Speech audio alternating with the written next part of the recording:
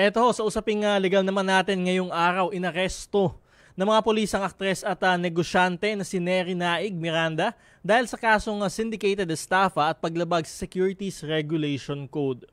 Ito ay dahil sa di umanong panghihikayat ng aktres na mag-invest ang mga biktima sa Dermacare Beyond Skincare Solutions kung saan isa siya sa mga dating endorser.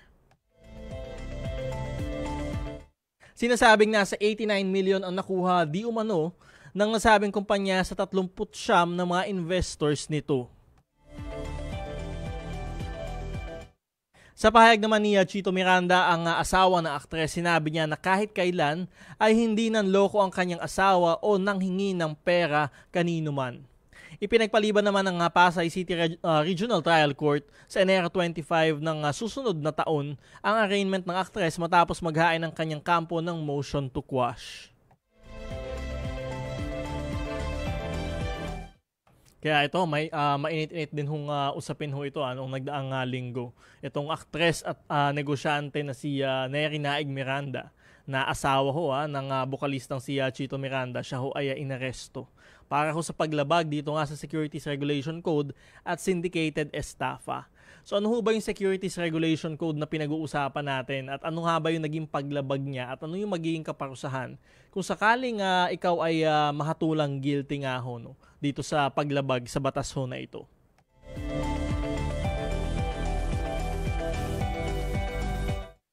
Ito, ang Securities Regulation Code or Republic Act 8799 ay ang batas na nagpoprotekta sa mga investors. Ayan, nagpopromote ng capital market at nagtatakda ng kapangyarihan at responsibilidad ng Securities and Exchange Commission o SEC. Sa ilalim ng Section 28 ng RA 8799 o ng SRC, walang sino man ang maaaring pumasok sa negosyo ng pagbili at pagbebenta ng mga securities na hindi rehistrado sa SEC. So yun ho yung isa sa mga ikinaso sa kanya paglabag ho sa Section 28 ng Securities Regulation Code o SRC. So yun ho yung sinasabi ng Section 28, bawal ho kayong pumasok sa negosyo ng pagbebenta o pagbili ng mga securities na hindi ho kayo rehistrado sa SEC. So ano ho ba yung mga securities na sinasabi ho natin? Ito, sa iba ho, bago ho ito sa pandinig ng iba. Ang securities ho ay mga share. Ayan, share, participation o interest sa isang korporasyon o negosyo. Kabilang na ho yung mga shares of stock. Ayan ho, bonds, notes, evidence of indebtedness, asset-backed securities at iba pang instrumento. So ito ho yung mga evidence nga ho ng pagmamay-ari ng isang tao sa isang kumpanya. So, halimbawa ho, mag-i-invest ho kayo ng pera sa isang kumpanya, sa isang korporasyon, ay syempre meron ho itong mga kapalit na shares of stock. Yan ho yung mga tinatawag nating securities. O di kaya naman ho, may mga bonds ho, no? Yung mga bonds naman ho ay mangungutang ho yung kumpanya ho sa inyo. At syempre ho, yan ho yung bond, yung evidence of indebtedness nga na tinatawag. At yan ho ay babalik ho yung pera ninyo na may kasama ng interest, etc. So yan ho, iba't ibang anyo ho yan ng securities. At sinasabi ho dun sa Section 28, bawal kayong bumili o magbenta o maghikayat ng mga investors para sa isang kumpanya o korporasyon nang hindi ho kayo rehistrado sa SEC.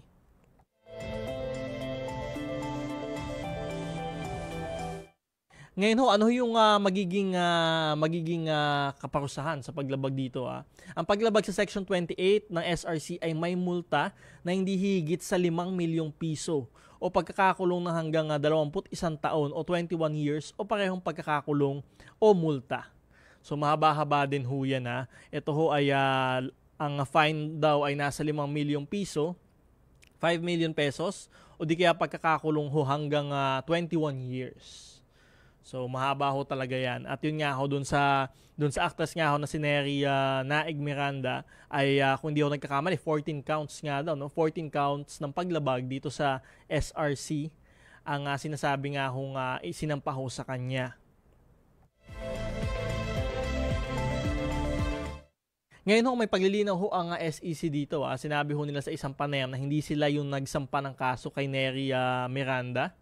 Ayan ho, meron ho mga private complainants na nagsampa ng kaso dito na syndicated estafa nga ho at paglabag dito sa Securities Regulation Code.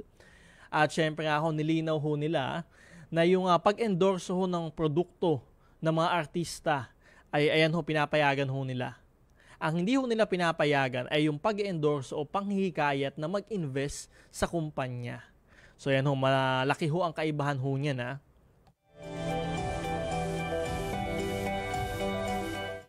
Kasi meron ho nagsasabi na syempre mga artista lamang ho sila ay nag-endorse lamang nung produkto o nung negosyo, ay sabi ho ng SEC ay okay lang naman daw yan. Yan ho ay pinapayagan ho ng batas, yung pag-endorse nila ng mga produkto o ng mga negosyo.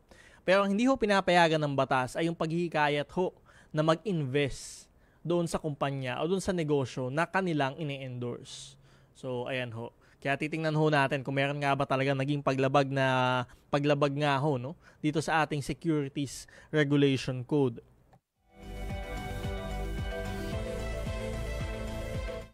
At isa naman ho sa naging kaso din niya ay syndicated estafa.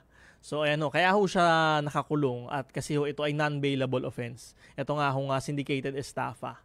So kaya ho siya ay nakakulong, no? Hindi ho siya makapagpiyansa. So ano ho ba yung syndicated estafa at ano yung parusa sa kasong ito sakaling mahatulang guilty dito?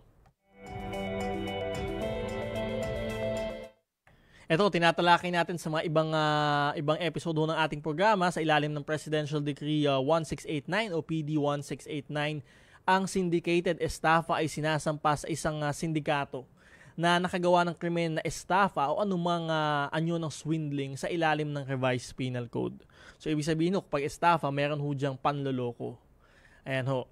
Ang sindikato ay dapat nasa bilang na 5 o higit pang katao na binuo ng may intensyon na gumawa ng illegal na gawain o transaksyon at ang pangloloko ay nagresulta sa misappropriation o maling paggamit ng pera na inambag ng mga stockholders, miyembro ng mga rural bank cooperative, samahan na nayon, Farmers Association o mga pondong sinulisit ng mga korporasyon at asosasyon mula sa publiko.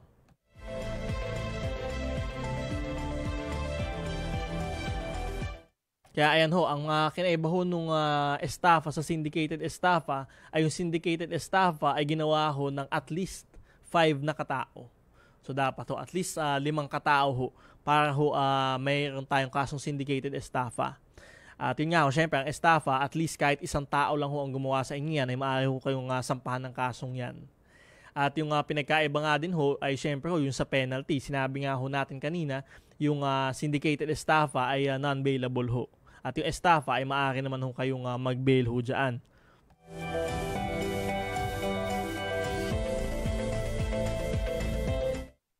Eto, sa ilang kasong dinesisyonan ng Korte Suprema, sinabi nito na mayroong syndicated estafa kung alam ng inakusahan na ang kanyang iminumungkahing negosyo o business venture ay hindi kikita, gaya ng kanyang ipinangako at patuloy niyang niloko ang kanyang mga investors at ang publiko.